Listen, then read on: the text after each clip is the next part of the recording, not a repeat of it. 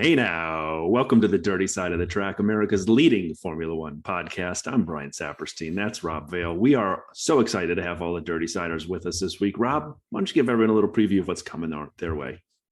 I will. I will give a preview, Brian. I honestly will. But first off, I just have to say a massive thank you to everybody out there. Brian and I had our minds blown this week when we started this pod off the back of a drunken Thanksgiving conversation about we should do a podcast. We were optimistically looking for, I don't know, what do we say, 2025 listeners that weren't friends or family per episode would be good. So dropping our 13th episode last week, we should have been somewhere in the kind of the 300 to 325 downloads. And me and Brian spent a whole bunch of time with texts going back and forward yesterday as we were cruising in on 1,000. It was, and we've gone past it. I think as we sit here now recording, we're nearly at 1,020. It's crazy, Brian. I don't know what you found. I mean, I'm just appreciative of everyone who listens in and shares their feedback and know that we're trying to do better every episode, over the last. But this is what we're shooting for, is just two guys sitting on a bar stool talking about Formula One. We're not experts. We're not journalists. We're not going to get too technical. We're going to argue about different drivers and what we see. And what we're finding is a lot of you are kind of having fun joining us on the bar stool next to us and listening in and sharing online. And I would say, in addition to cresting 1,000, big thanks. I'd say thanks for participating online as well on the social channels. Keep that up. We love it. And we will keep doing our best every episode to entertain, to have fun, and to grow the dirty side. So I'd echo Rob's point. Thanks to everybody. So back to this week, breakdown's going to be news and social, which probably hasn't got a lot in it because the vast majority of what we're going to talk about this week is the official testing. So not the shakedown of Spain, but the official Bahrain testing, taking a look at all 3 days and pulling apart what myself and Brian thought about that. Then we'll go into previewing something's happening next weekend. I can't quite remember. There's something to preview. Oh, yeah, that's right. Yeah. The return of racing. Race week. So, of course, we will preview Bahrain. Do you know, I almost did a Fast and Furious. I almost yelled Race Wars, but that was different. That was in the desert, and that was Dominic Toretto in episode 1. So it's Race Week. It's not Race Wars. Then we'll take another rundown, 100 seconds of DRS. We've got another listener on, which will be fantastic. And then we will close out with our musings of the first 3 episodes of Drive to Survive. And that will kind of put a bow around this week. So let's start at the beginning, shall we, Brian? Do you want to jump in with news and social? Yeah, let's do that. And I think, as we walked into testing, we all kind of knew that Haas would have a driver in the seat next to Mick at some point. And we'd said, Pietro's kind of leader in the clubhouse, Pietro Fittipaldi, and he's going to be in for testing. But then Kevin Magnussen walked back into the picture. I don't think we all saw that coming. There were so many other options that we had talked about, and I didn't have K-Mag on the radar. For everyone who may be newer, Kevin Magnussen drove in the Haas, not last year, but the year before. And so his return to Haas and to F1 is exciting, as we saw on online feeds. Return to the mag. And I have to say a couple quick things about this. And then I do feel bad for Pietro Fittipaldi, and he was the reserve driver, and I would have thought the reserve driver would be good enough to be elevated into the lead driver role or a lead driver role in one of those seats. And he's taking it like a champ. He's saying all the right things, but at some point he must know he's not going to ever get a Haas drive. I mean, that was his chance. It was right in front of him. I don't know why that would ever open up at any point in the future. If I were him, you sit there this year, but then you look for something different next year because, I mean, it was open right in front of you. You were the reserve driver. They gave it to someone else. I don't understand why that would ever change in the future. So I just feel bad for Pietro. Yeah, I mean, look, I think it's a smart move by Haas because they ran with 2 rookies. Everyone knew that Mazepin wasn't going to be the future, but he was the paid seat. So kind of any kind of hope for points and progress is all sitting on Mick's shoulders, which is a big ask. He's still got to kind of prove himself in F1, and he was in a dog of a car. So now they're going to bring back in a veteran who knows the team, knows what it takes to get results in F1. I mean, who knows what's going to happen at the end of this season? If the Haas car, which we'll touch on later in testing, so no spoilers, carries on looking good. We're going to touch on it a lot. We're going to touch on it a lot. If Mick lights things up and has a good year next year, is he in Haas next year? So I think he just needs to maybe sit in, be the reserve driver, like you say all the good things, and just kind of take care of this year. Because I think maybe things could open up, but I've been wrong before. I could be wrong again. Yeah, no, I get it. I would say this though, it did remind me the Kevin Magnussen news. And as everybody may know, I love team radio and I love sort of the YouTubes that the teams in F1 provide. And it clicked something in my addled, horrible memory from 2020, which is a long time ago. F1 did a video where they did a driver's word association. And so they had all the drivers come in, they'd say a word and the drivers would react to it. And at one point, they popped on the screen the word dangerous. And there were 5 drivers they interviewed on the word dangerous: Danny Rick, Esteban Ocon, Nicky Latifi, George Russell, and Checo Perez. And so Danny Rick says, he kind of hesitates. He doesn't know what to say. And then they go to Esteban and he says, Baku, which again, for new listeners, is the street track in Azerbaijan. It's got big walls around it and it's fast at points and it's a pretty gnarly track, a lot of big crashes. So they come back to Danny Rick. He says Baku as well. And then Nicky Latifi says, I want to look for a track. I don't want to say a driver, and kind of stalls. But then I'm going to play the whole clip here. You'll hear George Russell and Checo Perez at the end. And just, it's mind blowing.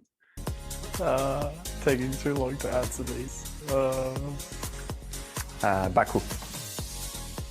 Baku. That's a dangerous track. I don't want to say who's a dangerous driver. Magnussen. Oh, Magnussen and Grosjean. So the only driver really named who's still there is Kevin Magnussen, and George didn't hesitate for a second to call Kevin Magnussen dangerous, and Checo didn't either, and then he threw Roman in as well. But I think it was just sort of both Haas cars dangling at the back of the pack. It's going to be curious because, I mean, he's never been sort of he's always had his elbows out, Kevin. He drives hard. He goes for it, pisses off other drivers. He and Nico Hulkenberg have a famous, which we've played the clip many times, famous set of long-term arguments. So it's going to be interesting, especially if the Haas is any good. That'll be definitely even more so interesting, but we'll talk about that in a second. And there's kind of parallels there. You've got Magnussen as a bit of a veteran with Mick as a rookie, which mirrors one of the other teams that I kind of was pouring through the non-testing news. The Alpha team are saying they're very happy with their new driver lineup. They're the only team this year that's got 2 brand new drivers that haven't driven them before. And they're saying that Valtteri seems to be doing very, very well in that kind of mentor role to Zhu. So, maybe the setup at Mercedes as the number 2 to Lewis wasn't what was going to bring the most out of Valtteri, and they say he's flourishing at the moment as kind of being that mentor, which I think would be cool for both of them, and if they can make that work. Again, another team that just needs a car underneath them to be able to maybe try and grab some points. Yeah, for sure. And I am a little confused in my Western way of understanding Asian names and surnames, because sometimes it's Guan Yu Zhou, sometimes on Formula One it's Zhou Guan Yu, and then on the leading board it had Zhou on there. And so now I know we're doing it wrong. I just am doing the best I can. And so I'm going to keep calling him Guan Yu Zhou because that's how he introduced himself in one of the videos. Trust me, I looked. But if we're doing it wrong, to everybody who knows we're doing it wrong, please let us know, and I apologize in advance. And then Imola announced they'll be on the race circuits until 2025, which is fantastic. A great track. Anything, whenever you can be in Italy, it's fantastic. And I have to bring up a little bit of a turd in the punch bowl. I hate to do it. I hate to do this, and I'd forgotten about it until we were preparing for this the other day when we were getting our notes together. The Abu Dhabi report is supposed to come out of the FIA this coming Friday, like the first day of the race at Bahrain. And I got to be honest, Twitter has become so toxic of Team LH, Lewis Hamilton people and Max fans going after each other and complaining about the year ended. I was just really hoping we could kind of get, I don't know, past that's the wrong term, but just move on beyond it and get to this year's racing. And then the FIA decided in its brilliance, right before we have a massive race and we can kind of turn the corner, why don't we just drop last year's big disaster of a report right into everyone's lap? So I am don't know what to expect in that. I don't really want to see it. I just want to move on. I watched too much of Drive to Survive. And when they got into the end of the year, it just kind of got my heart going in the wrong direction. The beat was fast and it wasn't pure. And so I'm like, gosh, I want to move on because it just didn't feel like it ended right last year. So let's move on. Let's move on to our testing review. It was great. The timing sucked, was as you and I talked about, with kind of the hour of the day that it was for us, and also the fact that I'm refusing to subscribe to F1 TV because it's yet another subscription I'd have to pay for. So I kind of swerved on watching it live, mainly because if I had paid for the subscription, it was all in the middle of the night for us. So, but anyway, looking at what kind of happened, if we look at day one, Paul, when he'd been on with the Brawn episode, had talked about and on his first episode as well, he talked about the logistics in F1 and the number of trucks and ships and everything that are going around the world. Well, that kind of came home to roost this week as Haas had their freight delayed, and they basically missed the entire first day, and they had some extra time given to them, which I thought was a nice move, because I don't know if they had to do that, but I thought that was pretty cool from the sport to say, well, you've screwed up. Sorry, you haven't screwed up. Freight has screwed you up. You can have some extra time at the end. So it was bad for them to miss it, but I thought good to give that extra time. I agree. I mean, it's not like Haas was flying the plane or set up the logistics. They contract that out. And when that was unable to make it on time, you'd be really penalizing them for something that wasn't their fault. And it's testing. It's not like it's a race. I mean, it's just time on the track. So agreed. Yeah. It was nice that they got that extra hour a day at the end of the 3 days. But the thing that then threw the Twitterverse and everything around F1 into absolute meltdown. Absolute meltdown. Even in you, Brian, we were exchanging kind of messages, was when Mercedes unveiled no side pods.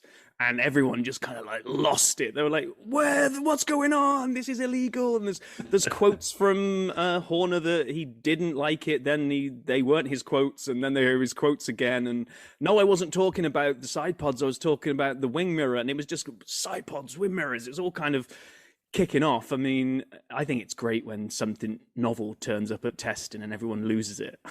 I thought it was fantastic. I didn't want to turn this into a side podcast. I like what I did there. But yeah, that was totally unexpected. There'd been rumors Mercedes was showing up with something crazy. And then when Horner kind of stopped talking about it, you knew they'd have something a little different as well coming out of Red Bull. I think Adrian Newey gave him a call. So yeah, stop complaining, because we're working on something that's going to be not the same, but a little similar. So no side pods. The thing that I really liked, and for some reason, just the nerd in me, McLaren, who we'll get into their brake challenges in a minute, but they have these floor-based air intakes next to the side pods. So kind of where the floor is under the side pod, they have another air intake to cool who knows what. It's obviously not the front brakes, because those things are lighting on fire every other day. But it is awesome to see McLaren kind of having a little bit of that, another turn at it. How can you bring the air in? Even if they're just sucking that air away from the floor and allowing the floor to have more flow through. And at this point, I've made up the way aerodynamics work. I'm just excited to watch all these little innovations, all these teams having kind of a different take on things, because some of them are going to work. And we don't know what it's going to be, because I don't think we've really seen a real honest race trim run for a long period of time yet. I know we debated this last time, and I'm a big believer that every team is sandbagging. And so we'll talk more about that as we kind of keep going, but it was exciting to see McLaren's take on these floor-based, just behind the wheels, front wheels, floor-based air intakes. Yeah, no, absolutely agree. And just one last thing on that kind of Mercedes wing mirror, because I ended up having to research why everybody was getting so angry about it, and why it wasn't an obvious breach of the rules if it looked like it is basically two new wings, one on each side of the car with the wing mirrors just sitting on top of them. They do look like aerodynamic structures. And I did a bit of research. I even kind of got in touch with Pit Lane Paul for his view. And essentially those things are always there. They've always been there. They're part of the side impact structure to prevent serious injury and T-boning. So it's part of the crash structure, but I think and I'm probably wrong, so please tweet us if I am, but normally hidden by the side pod structure. You wouldn't know it's there because the side pods are usually so wide and going over that you didn't know that there's crash structure underneath. When Mercedes have decided they don't need the side pods and flattened them down, they've still got to have the impact structure. By rules, they have to have the crash structure there. What they've just done is shape that crash structure and apparently in a way that doesn't contravene a single line in the rules, which I just think if that's true, that is genius. I mean, that's kind of like finding a really, famous model who's very thin, and you go, wow, he or she has great cheekbones. Well, we all do. It's just mine are under 5,000 or 6,000 pounds of pizza. They're there. and if I reduced my side pods, you might see those. But anyway, yeah, no, I agree. And Rob, thanks for doing that research. When you told me that this week, it's fascinating to see it's sort of the structure of the car, and now it's exposed as opposed to hidden. So it'll be fun. But let's talk a little bit about the way people kind of finished in day one. Rob, you want to hit some of the leaders? Yeah, and again, we're echoing the sandbagging. We're not really quite sure, but you still want to get a little bit excited. Gasly went out there and went fastest. Ferrari second and third. And you and I have discussed this many times, our love for Ferrari. So to see them up at the top and actually looking like a really stable, solid car, that was great. Stroll ended up fourth fastest, despite the fact that he'd caused a red Fraggle Rock, a red flag when one of those giant air rakes, the scaffolding came loose and kind of half of it went across the track and the other half got wedged in his rear wing. But obviously that won't happen on race day because they don't drive around with those big air rakes on the side. But that was great to see him up there. I was a little bit concerned about Aston. It just looked like a dog, and despite because it looks so nice, and we know it's your favorite. I know. Yeah. I mean, let's be honest, right? Ever since they stopped being Racing Point and became Aston Martin, the regulations got them last year with some of the aero package changes that they just couldn't get it to work, and it doesn't look great so far this year. And it's a bummer.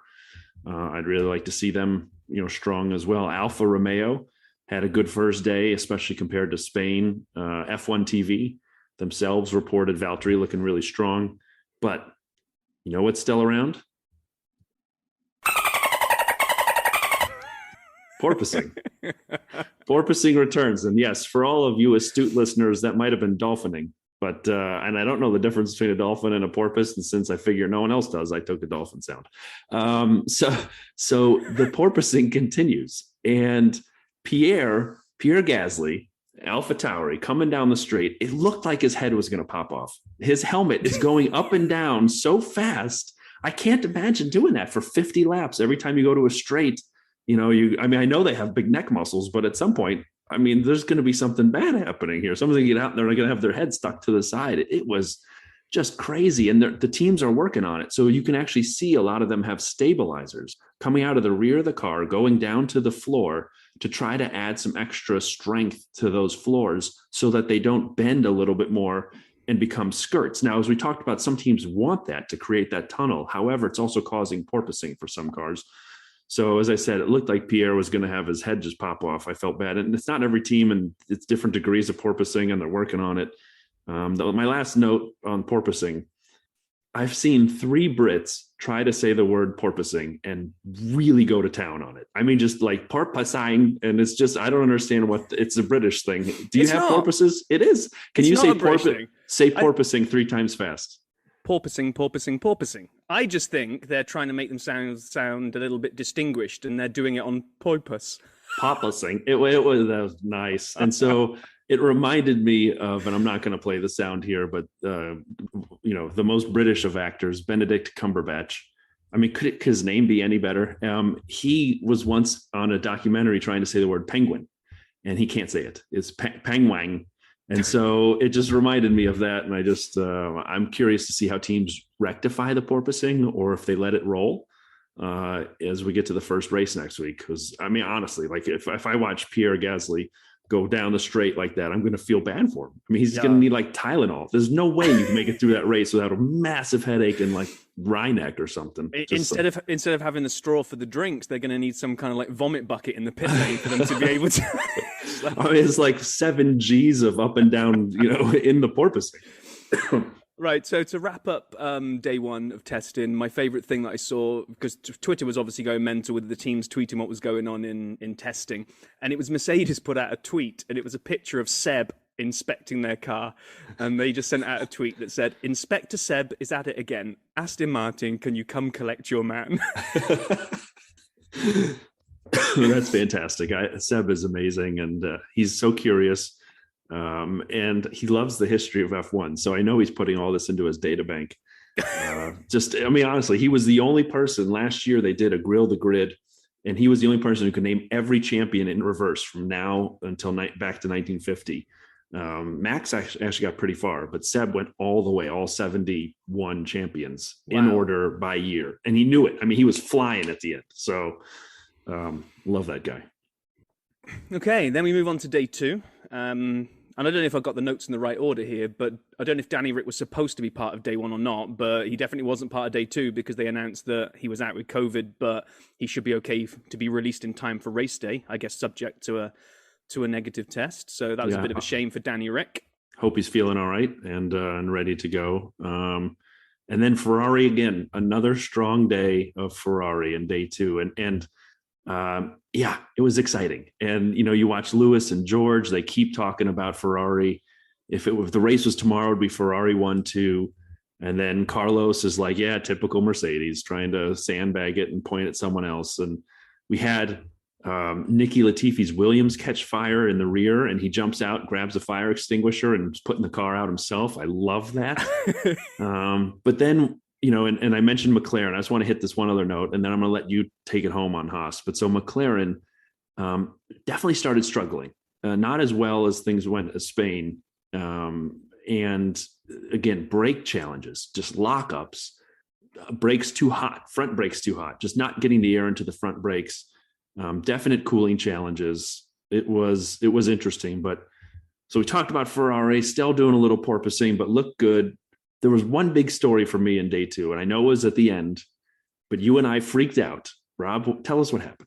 Yeah, and it was strange because none of the major news outlets seemed to report it. You sent me a text. I've been looking at the live leaderboard, and they kind of shut down when testing came to an end. They kind of actually published their final leaderboard. And okay, but you just sent me this text which had said that Kevin Magnussen in a Haas has gone out and set the fastest time of day 2 testing. I was like, well, what you been drinking, Brian? Because no, he hasn't. And I'm looking at the Formula One website. I'm looking at the BBC website. I'm looking at everything. And then I kind of found it on some like obscure website that was reporting it. And I don't know if it's in the rules that you can only count it officially if it's in the official testing window. But essentially, Kevin Magnussen had gone out in this extra hour that they'd been allocated to make up for the delay in the freight. And he lit it up. Now, whether or not the others are sandbagging, whether or not they'd gone in some kind of extra trim mode to, like Paul was implying, maybe to please the Haas sponsors and this kind of who stuff. are the Haas sponsors? It's Haas. It's just Haas. Maybe it's to try to attract Haas sponsors, but whatever. I don't care. He went and put that thing out clear, and I thought that was great to see. And just kind of, and then it gets that thing building up in you. They're going, well, they didn't do anything last year. They put all their research into this year, and here they are, top of the leaderboard. It was. Yeah, I think that was good to see. Well, and again, it was so weird. It's like you said, like the whole, like everybody at F1 went home the minute the clock ended on official testing. Like, who's left? Haas? Oh, we're out here. And so they left. And I didn't know it was really true until Friday night here in the States when I watched the Formula One recap. And Rosanna Tennant and Jillian Palmer or I forgot each day of someone. It was Lawrence Barretto. I can't remember. Sam was there one day. It doesn't matter. Point is, they're interviewing and they kept talking about Kevin Magnussen. And then on that board, they flashed the times on the YouTube, and Kevin's first on that one. So it counted, and someone must have been out with an old-fashioned stopwatch, just, probably Gunter Steiner himself, the principal out there with a stopwatch. Amazing that they went fastest. And I know, again, like we said, maybe you're right, Rob. I didn't think that. Maybe they're trying to attract a sponsor. Maybe they were in, Q3 type trim, low fuel, soft tires, engine turned all the way up. Who knows? It was also cooler. So at this point, it was further into the night in Bahrain. So maybe that added to it as well. Who knows what the winds were doing, because it had been a windy week. There, all of those things could factor in, but he drove a 133.2. The fastest lap throughout the whole second day was Carlos at a 133.5, followed by Max at a 134.0. So it was still an amazing lap. I mean, you can't, like, regardless of what we're talking about, he really put a massive time out there.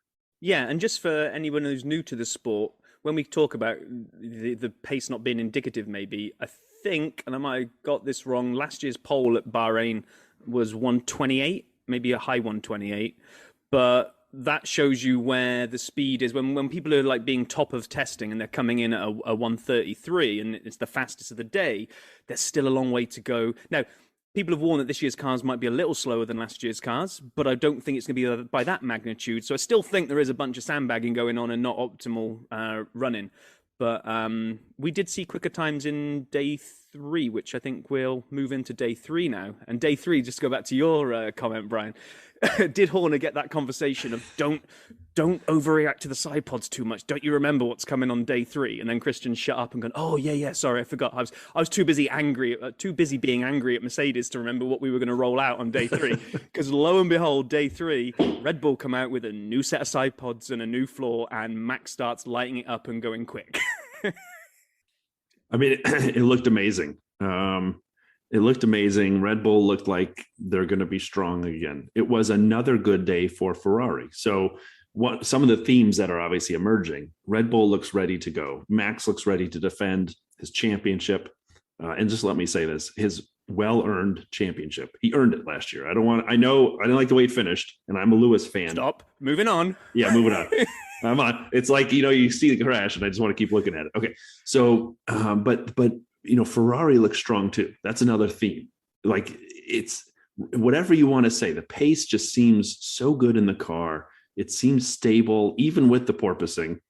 I just love watching the Ferraris just bang around the track. But the one thing also, it does look like Mercedes has work to do. And I know I just tweeted, Lewis says we're not ready. It's kind of like every race. He goes, my tires are gone. And then he's fine. It's hammer time after that. And he goes, yeah. But it actually might look like they do have some work to do. I don't know. What do you think? Well, you do wonder, are Mercedes just crying wolf again?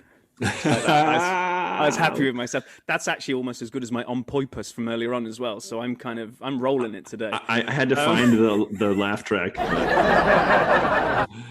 Sorry, it took me a second. Yeah, I'm here all week. Yeah, I mean, who knows what Mercedes are doing? I mean, but what really kind of got me was actually looking at what Mick Schumacher then did on day 3 as well.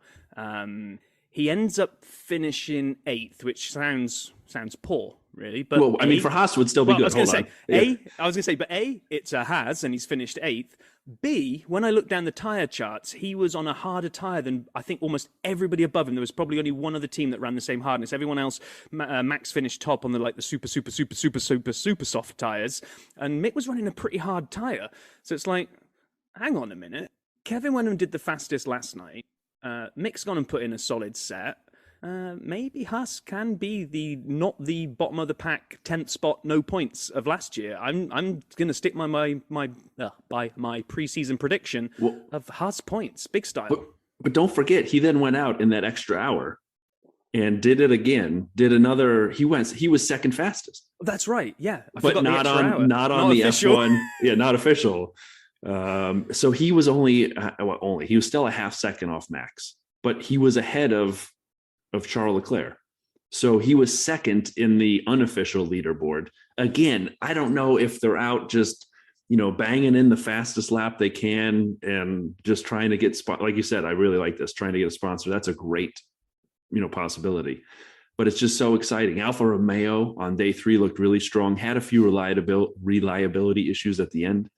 Alpine finally had a good day of testing. Fernando did a huge amount of laps. Was 3rd officially, 4th unofficially, however we do that. And then this was fascinating. So Piastri, I almost called him Oliver. Oscar Piastri, the Australian, was brought in as a backup driver for McLaren. And it's weird. He'd been with Alpine, but now he's also signed up as a reserve driver for McLaren. And our listener who was on last week, Mark, our friend Dirty Cider Mark, has to be so excited. And if I were Lando, I would check all of my food to make sure Mark hasn't put a little extra X-Lax or something in it before a race. Because could you imagine if they rolled out Danny Rick and Piastri in all Australian lineup? I mean, I think the entire continent would stop just moving. The whole of Australia would be like, oh, we better watch this. I mean, that's really exciting. And I'm excited for Piastri. I think he deserves a seat in a ride. And so it's good that he's getting more opportunities to be with a variety of teams. And McLaren actually brought a bunch of people on as backup drivers. I think I was invited at one point. So I don't know what that means, but man, so excited. We're so close. I know. And I think our kind of shared view is that, our hope is that Ferrari is looking good. And it's not just the speeds, it's the way it's looking planted through corners. Like it's a bit more on rails than the other cars, it feels like. But I guess only time's going to tell. And I think my main concern is there is too much sandbagging and all this optimism comes to nothing next week. But I you and I don't really know everything. We're not experts, like we said. We're just fans. So maybe it is time to bring someone in who does know what they're talking about. Now, we've got a report from Pit Lane Paul. I do need to warn folk. Paul's had quite a weekend, so there may be a few beers behind this phone in, but we are eternally grateful for him for calling it in. So, Brian, do you want to cue up our Pit Lane Paul? Hey guys, so it's like a double congratulations to start. Yesterday was my birthday. That's probably why I sound a little bit on the rough side. And obviously I saw the news about 1,000 downloads, so congratulations on that one. Thank you, Paul. Testing finished here in Bahrain. A very sandy Bahrain. It's been quite windy, quite dusty. It's been pretty rough, don't get me wrong. But testing done. Let's see. Ferrari, I'd say, looks strong. Red Bull looks strong. Mercedes looks strong. Mercedes saying today, and Lewis saying that he didn't think that they would be competing for race wins. I don't know, personally. There's always that talk from a lot of teams. A lot of teams play down how they're doing, so I wouldn't get too caught up with that one. Whether it's true or not, we don't know. But remember, they said this last year, and they went on to win the race. So let's see. It was a good week for all the teams. All the teams got some good running in. A lot of teams started to run closer to the floor with the car. So needless to say, the lower they go, the better they perform. Lots of laps. From my side, with Valtteri and Alpha, yeah, we had a great day yesterday, the final day. Valtteri did some qualifying runs before we had a technical issue. But all the signs point towards that it's going to be a good car. Not a race-winning car, but a good car. So I think what you'll see is a lot more battles in the midfield. I think the midfield pack is going to be closer, which I know we've said about. So a lot to be excited about, which is, needless to say, great for the sport. Bahrain, how can I describe Bahrain to you?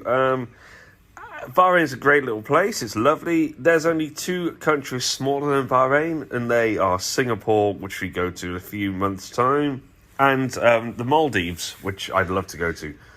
But hey-ho, we're here yet. It's also quite a new city, Bahrain. It's quite new. It's only really, let's say, formed in 1971. So purely with 1971 in mind, it's quite new. It's quite a new place. It was the first place to hold a Grand Prix in the Middle East. So there's a lot to like Bahrain for. You know, we've been to Qatar, Saudi Arabia, we're going next week, and obviously Abu Dhabi stole the thunder.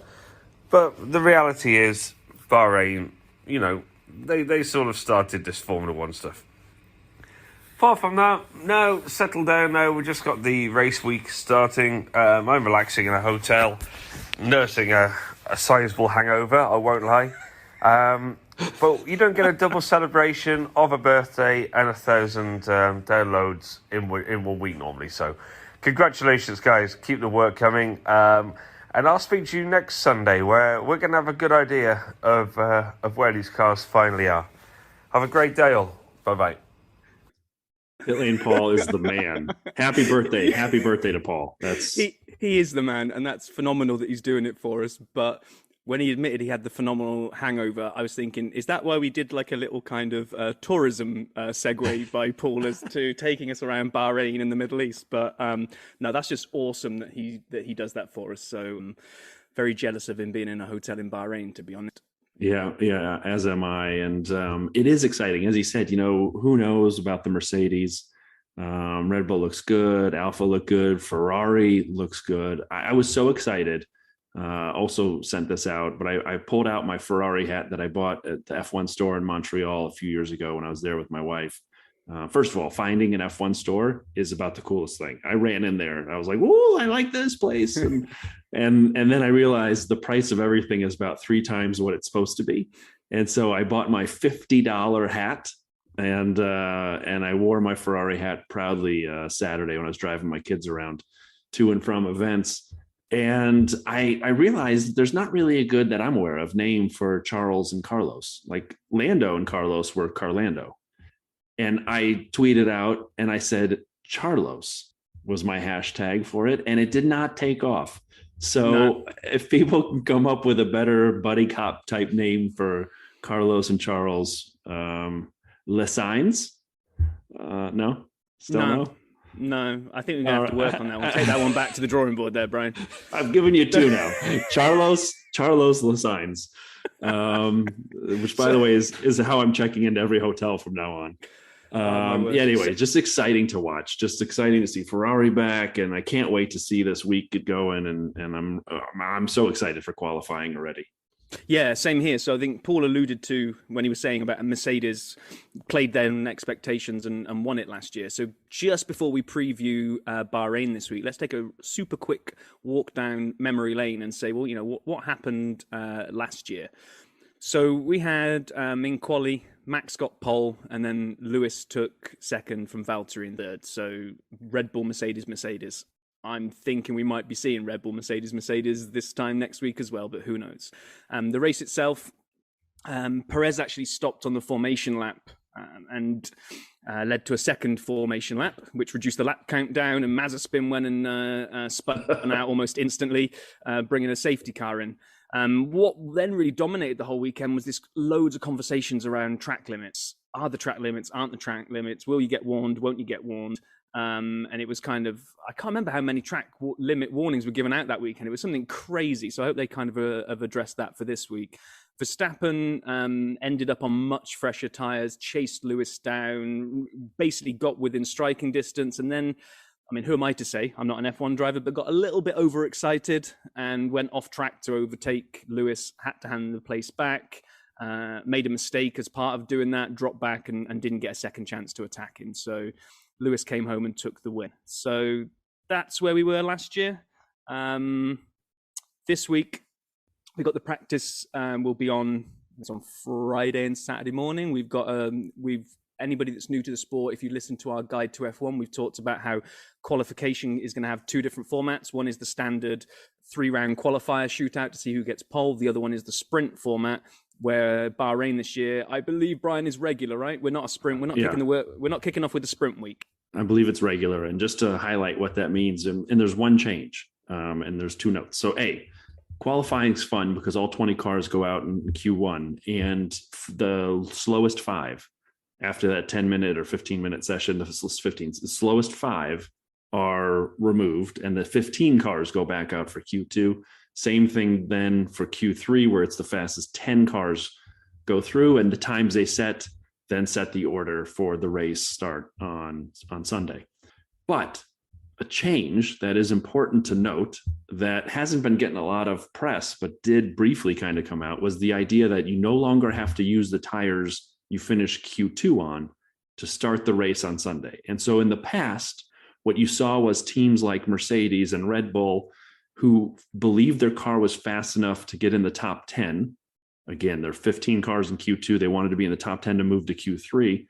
You had to use the tires you moved into Q3 on. So they'd use medium tires at times and not necessarily set the fastest lap they could. They just had to be in the top 10, because that way they could start the race on those exact same, they needed the exact same tire they used, and they could go further on it and kind of change their strategy. This year, that is not a rule. So I'm actually incredibly curious whether the tire allocations have changed. And again, I don't want to get all into, everyone gives me crap about being so into the tires, but rightfully so.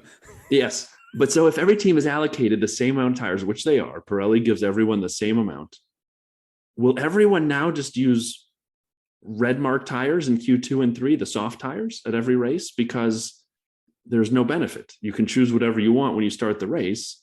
You want to go fast. And if that's true, could you end up seeing teams deplete more of their soft tires in qualifying and have less for the race? And I'm just kind of curious to watch the season go and not every track needs a lot of soft tires and the compounds are often different, but it'll be fun for me at least. I'll sit there and I'll sit in the basement watching. Oh man, what are the tires going to be? I mean, I saw your mouth moving there, but it was just kind of the Charlie Brown teacher for me there. Something to do with tires. Okay, let's move away from tires and give our views on what we think is going to happen then, Brian. So I want to go all in on Ferrari. I really do. And I honestly think that we'll see a Ferrari on the podium is where I'm going to go. But I think the other two podium places are a Mercedes and a Red Bull. Interesting. I think a Red Bull is on the podium. I think a Ferrari is on the podium. And I actually going to say this. I think there's another Ferrari in the top 5 or 6. So I think Ferrari will have 2 cars in the top 6. I am curious to see where Lando finishes. And I'm really unsure about Mercedes. I actually believe, here's me being a doofus, I believe some of their challenges are real. And I could see maybe Lewis pops into the podium or the top 5 or 6. I don't know about George. I'm curious to see where George and Lewis finish relative to each other in qualifying. Yeah. The teammate battle, I cannot wait. So again, for anyone who's newer, in qualifying, the one truth is that the cars are pretty much the same teammate to teammate. And so you watch where the teammates finished relative to each other. That's a great way to kind of measure who's actually better of the two. And it's probably the truest measuring stick between anybody on the grid is teammate to teammate. So I'm just excited to watch some of the new drivers where they finish relative to their teammates. But I like your prediction, Red Bull and a Ferrari. For me, I'd agree. Not sure about a Mercedes on the podium, but I do think you'll have a second Ferrari in the top 5 or 6. Okay. And I'm also really hoping has to get points in the first race. That's where I'm going. Now, if they do have to end up not making it, like last year, Haas spent most of the time watching Mazepin take himself out of races.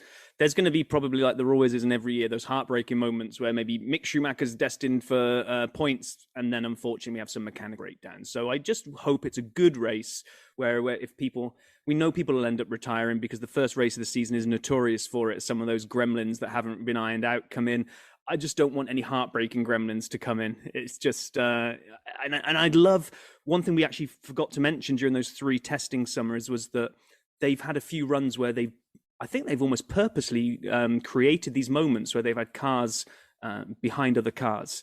And all of the drivers that have been involved in any of those have not getting too excited, but have all kind of nodded along and gone, it might actually be a little bit easier to follow. Which is what we've wanted. That was the whole purpose of these regulations, was to make this happen. So if we can get a good race with lots of midfield battles, as that midfield is closed up now and there's no kind of also-rans lagging at the back who get lapped 300 times a race, then I'm just so looking forward to this. Well, and we've probably overdone it on Haas a little, not because we're an American-based F1 podcast, just because they were so dreadful last year. I'm curious to see where Williams is. I'd like to see where Alex Albon and his return to the grid, where he finishes, and Nicky Latifi. I hope he has a great race. And we obviously are big supporters and believers in Valtteri, all he's accomplished in F1 and moving to hopefully a stronger Alfa Romeo. Love to see the rookie in Guang Yu Zhou where he finishes. I am worried about Aston Martin. I feel like we could be looking at two double-digit finishes there. And I have no clue about Alpine. They finally had a good run on Saturday, and you can never count Fernando out. And Esteban is a great young driver. So, I mean, is the midfield literally now going to be like 6 teams? Is it basically going to be everyone who's not named Ferrari, McLaren, Mercedes, or Red Bull? I don't know. It could be. I hope so. I hope so too. And before, I know you've got some SAP stats to round out our preview. So before I hand that back to you, little shout out here. We've had some great traction in our fantasy league. If you're listening to this and you haven't got your team in and haven't joined our league, then take a look at our social. Our invite code to join can be found on Twitter, the Instagram site, Facebook page. We got it out there. So jump in, join, and get your picks locked in before qualification this week. Yeah, qualifying locks them. So you have to you can watch practice and then take whatever you want from that and do your calculations. But when quali starts, your team has to be in and locked. So, but yes, we got to return. We didn't have any SAP stats this week, and it's time. SAP stats. No? Too soon? All right. So I mentioned this last week and Max's massive contract. And whenever in the US someone signs one of these massive deals, some, journalist says, $40 million to play baseball, 162 games. They do the math for you. And then it's like, whoa, it's a lot of money. All right, well, I'll do the same. So let's say Max makes $50 million a year. That was in the range, and I'm using American dollars. That was in the range that we'd been given for his contract extension. There are 23 races, and Bahrain has 57 laps. That's $38,000 a lap.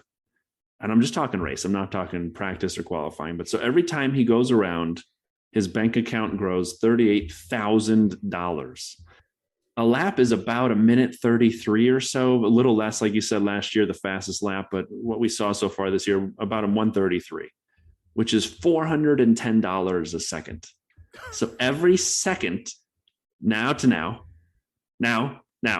So each one of those was $410 now to now. That's $410 that Max puts in his pocket. So good on him. And then one of our listeners, Jim, had a great question. He goes, can we figure out how many cans of Red Bull you have to sell to pay that annual salary? Now, yes, Jim, thanks for the question. And also thanks for the music that goes under every 100 seconds of DRS track. Jim's amazing. But let's say a 12-pack of Red Bull is about $20 at Target, and that's accurate. I found a couple of different sites online that said Red Bull makes about 50% profit after the cost to produce, the packaging, distribution, and then marketing. And I recognize you may say Max's salary is part of marketing, but for this argument, I'm excluding it from that. So now 12 cans generates $10 in profit, which is 83 cents a can. That means they need to sell 60,240,963 cans of Red Bull to pay Max's annual salary. So that's a lot of money and a lot of cans. It's a lot of cans. It really is a lot of cans. But no, great question and great research there, Brian. Nice. So I think that wraps up the testing preview. We are super excited about next week. But before we get there, what do we got coming up now, Brian? All right. We are super excited this week to have listener Lee join the Dirty Side. Lee's been a long-time Dirty Sider. Lee, tell us kind of how you got into Formula One as a whole. When did your passion for the sport start? Yeah, hi. My passion for the sport started in 1992. That's when I started majorly watching it. I remember watching one race in 1991. I think it was the Monaco Grand Prix, the epic battle between Nigel Mansell and Ayrton Senna. And that sort of got me hooked. Then the following season, I just followed it all from there and haven't stopped. So this is my 30th year watching Formula One. Oh, that's amazing. Please don't say that. That just makes everything sound so bad. I love it. I think it's fantastic. Now, Lee, where are you located? I'm located in Devon, down in the southwest of England. And a question for you following on to the podcast idea is, when did you find out about the Dirty Side? Or how, maybe? I found out through a friend of mine who's basically we do like a online Formula One league on the F1 2022 game, or 2021 game. It is, and yeah, he mentioned that there's a brand new podcast with Formula One. Show him support, so I gave you guys a listen, and I found it very entertaining. So I just carried on and started supporting you guys where I can. Well, excellent. We really appreciate that, and I appreciate the fact you find us entertaining. And I would say, we always look for new ideas, and you've been fantastic on Twitter, kind of participating and giving us thoughts and ideas. And for that, we are really appreciative and grateful, and for the listening. So Lee, thank you so much for joining 100 Seconds of DRS. We're about to open the rear flap. Lee, are you ready for 100 Seconds of DRS? I am ready. Let's go. Rob, are you ready to administer 100 Seconds of DRS? I believe I am, Brian. Brian, are you ready to run the timer correctly this week? Probably not, but I'm going to give it a try. Debatable. Here we go. All right, Rob, I'm turning it to you. 3, 2, 1, begin. Favorite F1 driver on the grid currently? George Russell. Ooh. If you were a superhero in a superhero movie, would you be the hero or the villain? Definitely the villain. Okay. Favorite livery on the cars for 2022? Oh, that's actually got to be the Williams, but the Aston Martin just come very close. It is good. Favorite country to visit? I've only ever visited 2 countries, and it's got to be America out of the 2. Favorite non-motorsport sport? American football. What's your all-time favorite livery on an F1 car? That's got to be the 1997 Williams. Oh, that was a nice one. Rothmans Racing. Very nice. Yeah. Sleep in or get up early? Definitely sleep in. If you remember the pit crew, which tyre would you change? Probably front left. Best racing movie of all time? Got to be Drive. Mario or Luigi? Mario. First poster you had on your bedroom wall? Oh, that's going back some. Probably Ryan Giggs, Manchester United. Oh, man. Can we stop it now? What's your favourite cheese? Going very specific, it's got to be a cave-aged cheddar from WikiHole. Okay. Very specific. It's very specific. What's your least favourite chore to do? The vacuuming. True. First memory of F1. You've already told us that, but okay. First memory of F1, Nigel Mansell 8 and 7 in Monaco. Absolutely fantastic, but I'll definitely go watch it. Are you playing Wordle? No. That's time. I let the Wordle one go in. We just hit time. Are That you was awesome. saying that we did more than 100 seconds, Brian? No, we did 100 seconds as you were saying, are you playing Wordle? And at that point, I let it finish because any good game show knows as long as the ball is in the air, but when the time runs out, it counts if it goes in the net. I would say we should have a round of applause for you getting the timer right this week, but we'll probably end up with laughing instead of clapping. So let's skip that one. Are they labelled right? Probably not. I was probably having another beer last night. Who knows? Lee, we want to thank you so much for participating in the 100 Seconds of DRS, for being a member of the Dirty Side as a whole, and for participating online. It's just awesome. We really appreciate it. And I would just say, tell all your friends. Yeah, no worries. Thank you for inviting me. It's been a real blast. Awesome. And for anyone that's listening out there, then Lee can be found as his handle Insane Lee on YouTube. So go check out his channel and give him a few likes, share the love around, guys. Awesome. That was great. Lee, thank you again. Definitely follow listener Lee. He's amazing. But let's talk a little bit about Drive to Survive. And we put this last for a reason. Usually we kind of leave people with the view of a listener and their perspective with 100 Seconds of DRS. But today, because there are spoilers, feel free to stop listening and come back when you've watched the Drive to Survive. We're only going to hit the first 3 episodes right now because that's how far Rob's gotten. He's a family man. I'm a family man. I just ignored my family. I watched all 10 already. But we're going to just talk about the first 3. So if you haven't watched any, come back when you have. If you've watched a lot, feel free to stick around. We're only going to hit the first 3 now. I promise I will watch the remaining 7 and we'll do 4 through 10 at the end of next week. For sure. You know what? Episode 1 is Red Bull on the rise. It's obvious they made this after the season. And my question is Christian Horner the least likable person on the grid? I will just say that they cover a lot of him throughout the season. They love it because he's opinionated. He is the least likable person in Drive to Survive. I don't know about in real life, but in Drive to Survive, he just takes the cake. I got to agree. I don't normally get so emotional and angry about things when I'm watching someone, apart from when I'm watching him. And whether it's great production and they want to cast him as the Darth Vader of this, I don't know. But maybe we'll get stories that he's a real nice guy in real life. But the way they're painting him, or the way they're accurately reporting him, is that this guy is an absolute... I can't say it because you'd have to get your bleep machine out. But just so arrogant and so unwilling to admit that anybody else has ever done anything good, and that only anything Red Bull does is good, and anything anybody else does is bad and hates Red Bull.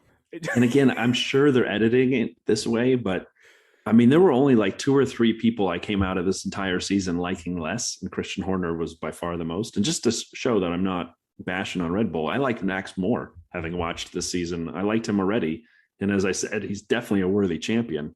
It's just, boy, oh boy, Christian Horner loves to be the heel. He just loves to be that thorn in Mercedes' side. And it's like he has a Post-it note on his mirror, and he wakes up every morning, be ass to Mercedes. And he's like, I can do that. Just annoying, man. Sorry. Spice Boy, as my wife calls him. He's terrible. Anything else on episode 1, Rob? No, not really, because it was I think it was a good return. I enjoyed watching it through again. I was getting this feeling where you know the inevitable. You know that you're setting off on this journey, that you're going to watch it, and probably when you get to episode 10, you're going to be super angry all over again. But actually, You will. I know, but it kind of, yeah, it was the Christian pieces. They're building him up, and what I've seen as we kind of roll into 2 and 3, there's this constant offsetting of how they're almost making Toto look like this cool, relaxed guy that's got these two sides to his persona, and he can be very clinical and methodical about things, and he can bury his emotions. And then they'll just flip back to Christian, who's just basically swearing again and saying how everyone hates Red Bull, and then they're putting these two next to each other constantly. Yeah, I mean, there's a later episode, and I'm not going to give anything away, but they talk a lot about Ferrari and McLaren. And you don't see Mattia Binotto and Zach Brown running around screaming about their competitor and calling them names and shut up and F this and F them. And you don't see Toto doing it, but it's just nonstop barrage from Christian. So anyway, enough about that. Episode 2, McLaren, and love it. A lot of Danny Rick. Danny Rick, I think, kind of helped make Drive to Survive. So they really give him another star turn in season 4. Although he doesn't know what suicide doors are. As they get out of a McLaren, he yells, suicide doors. No, those are scissor doors or gullwing doors. Suicide doors open backwards, like on an old Lincoln. Like in the back seat, you open them up and they come out the wrong way. They're called suicide doors because if another car's oncoming, it just pops the door off and you get killed in it. If the door is normal, it closes the door. That's why they're normal. So those are not suicide doors, Danny Rick. Someone needs to explain those to him. And I got to say, it was heartbreaking to watch some of his journey in the first half of the year at McLaren. When he said behind the scenes and they're far away, he goes, what's the fine for skipping the media?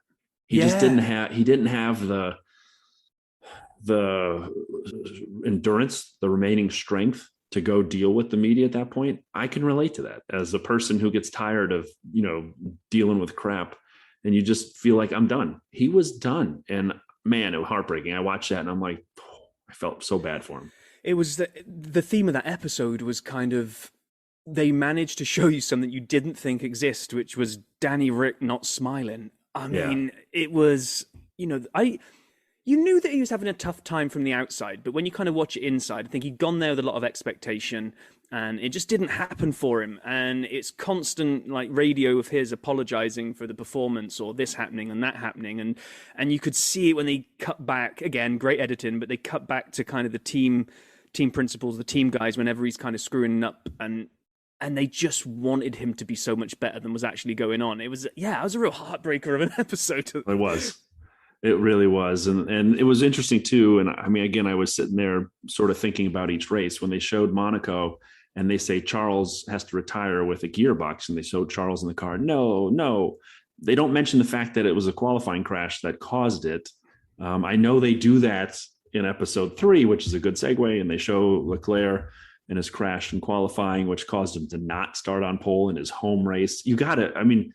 Leaving Drive to Survive for a minute, Charles has had some horrible luck in Monaco over the years. Has he ever? I don't think he's ever finished, if I have that right. I may be wrong on that, but he's clearly jinxed at this point in his home race. And I feel bad because you can see the pride with which he has racing there. And the fans, there's a great Ferrari video last year, the C2, the C squared, Charles and Carlos, when they're driving around in Monaco, and Charles, that's where I went to elementary school, and that's where I get my hair cut, and that's where my mom works, and the fans just see him and they love seeing him. And Carlos, you can tell, is just awestruck by the love there. And I would, that would be my favorite storyline of the year, is if Charles could win Monaco. That would be probably one of my favorite 2022 storylines. I agree. If at this point, if he could just finish on the podium, to be honest, with the luck he's had. But and then we moved into episode 3, which kind of hurt my brain a little bit because we did a little bit too much kind of Tarantino editing, where we'd done Monaco and we'd done these races, and then we kind of move forward to the next episode and we go back in time again and kind of go back around the races again, but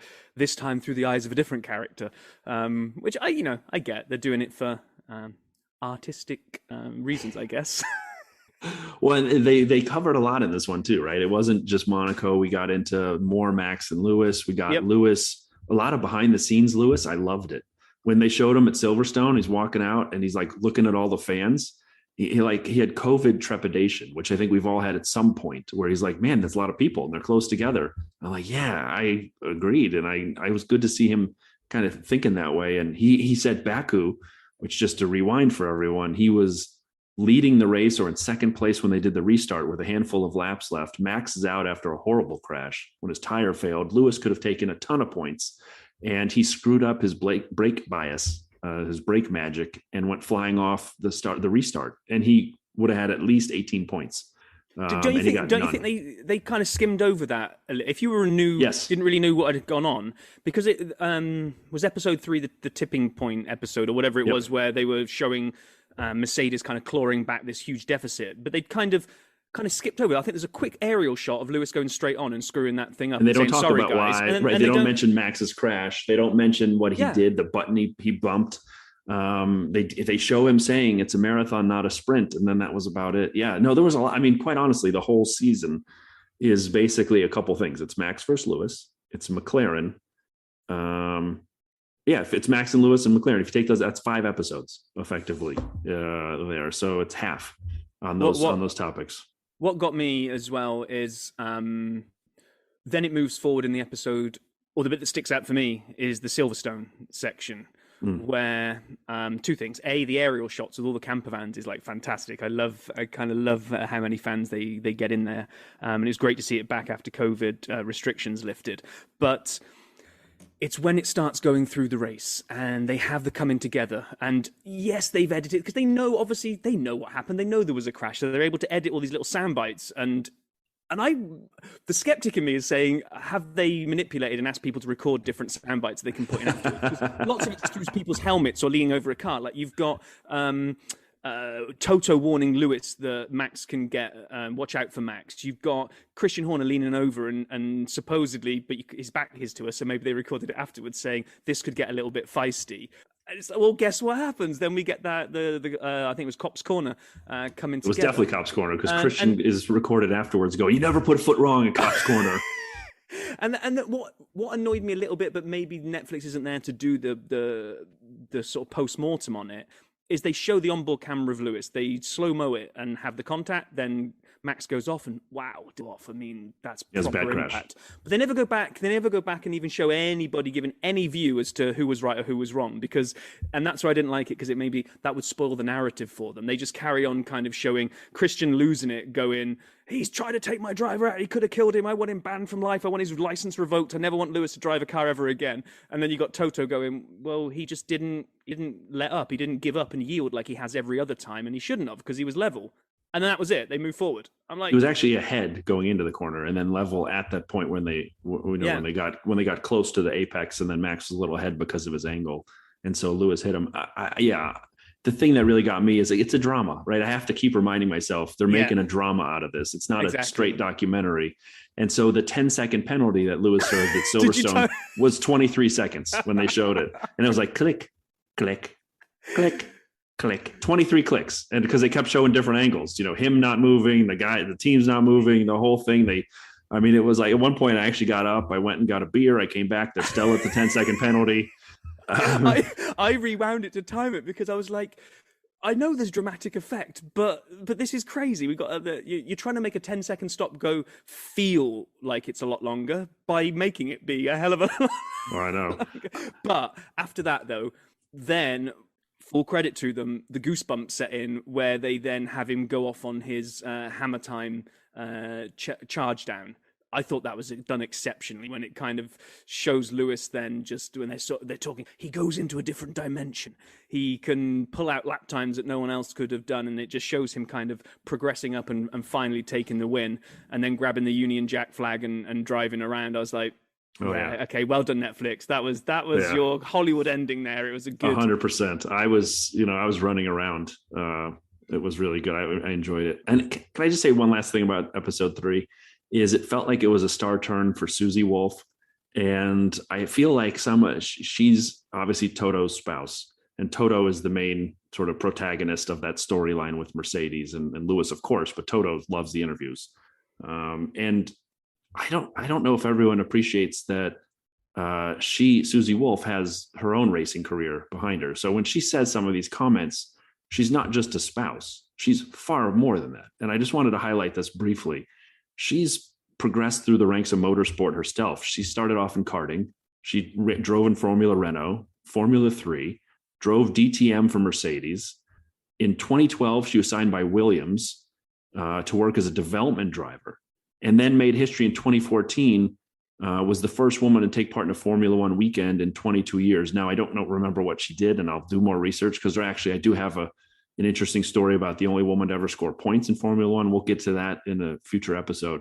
But Susie Wolff is a racer. I actually watched, again, I love social media and YouTube. There's a YouTube of her racing against Toto in cars that was put on, I think, by Sky Sports or Mercedes. I can't remember. And so it was just fun to watch. She retired in 2015. Last competed at a Race of Champions event in November in 2015. She's done Formula One coverage for Channel 4 in the UK. I mean, she knows what she's doing, and she's the team principal of the Formula E team, the Venturi Racing Formula E team, and the CEO now of it.